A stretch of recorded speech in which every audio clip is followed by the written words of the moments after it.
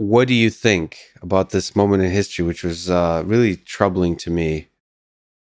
We could talk about several troubling aspects, but one is Amazon removing Parler from AWS. To me, that was the most clearly troubling.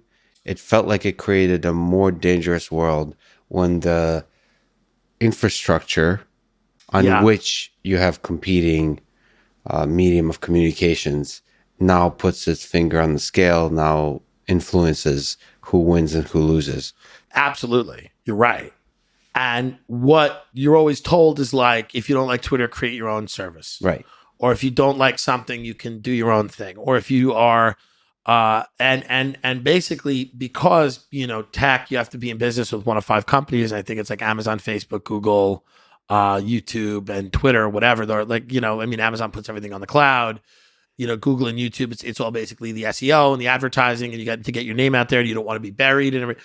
Like, because you have to do business with it's a cartel of these companies. You understand it better than anybody, that you are prevented truly. And I think whatever you think about Parler, whatever you think about what people are saying on Parler, whatever you think about Alex Jones, whatever you thought about Milo Yiannopoulos, the state has an interest in and has always had an interest in crushing dissent. This is what the state has done. This is how they, retain the power they have, by eliminating dissent where they can.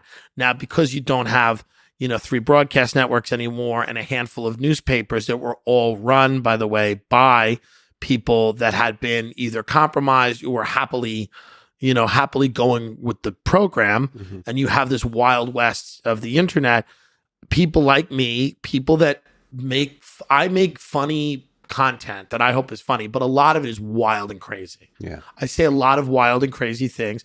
They're very funny. I say a lot of wild and crazy things about powerful people. Yeah. You mock the powerful in there by bringing them down a notch. We'll probably talk about it, but humor is one of the tools to balance the powers in society. Well, sure.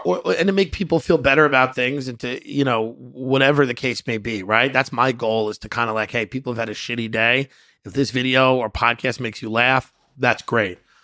I think that it was never going to stop at Alex Jones. Not that I think he should have been taken off everything the way he was, but this keeps going until we have sanitized all of social media. And they what they really want it to be is what Instagram is kind of becoming, which is a marketplace of, you could just go and buy sneakers, go buy a sweatshirt, go buy jeans, go buy this, go buy that.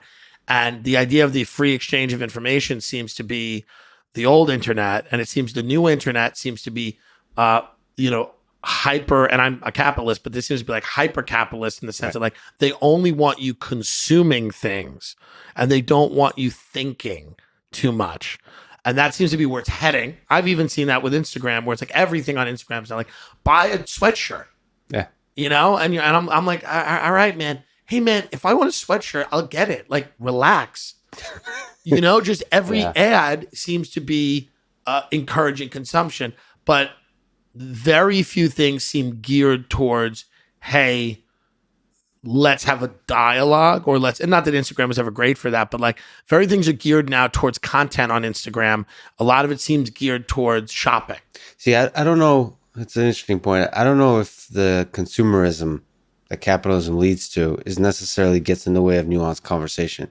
I feel like you could still sell Tim Dillon sweatshirts and have a difficult, nuanced conversation, or mock the current president, the previous president, mock the powerful, all that kind of stuff. Yeah, we try to balance that. I mean, do you have sweatshirts? We do.